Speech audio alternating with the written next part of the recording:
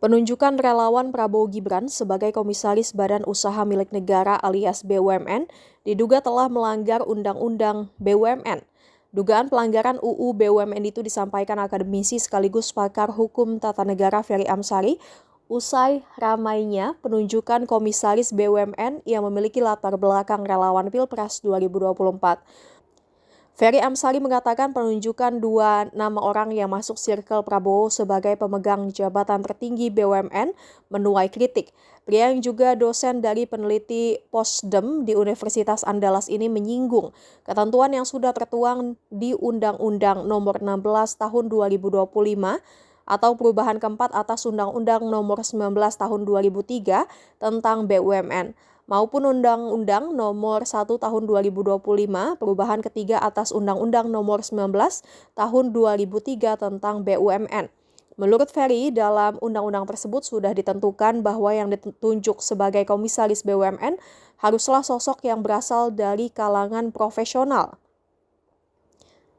Diketahui penunjukan asisten pribadi selebriti Raffi Ahmad, Mufli Budi Ananda sebagai komisaris PT Krakatau Posko dan Ginka Febrianti Ginting sebagai komisaris Pertamina menuai polemik.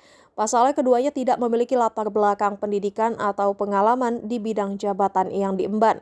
Mufli diketahui lulusan D3 Teknik Listrik dari Politeknik Bunda Kandung.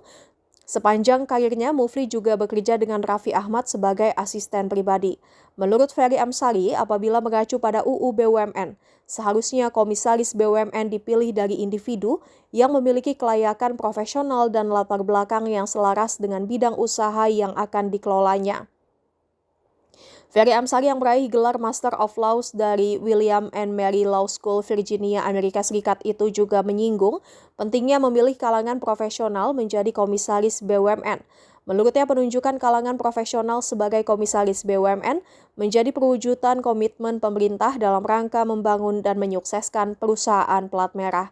Ia mengkritik jabatan tersebut tidak boleh dijadikan sebagai balas budi, diisi oleh orang-orang tertentu yang dinilai pernah berjasa dalam kampanye atau kepentingan masa lalu.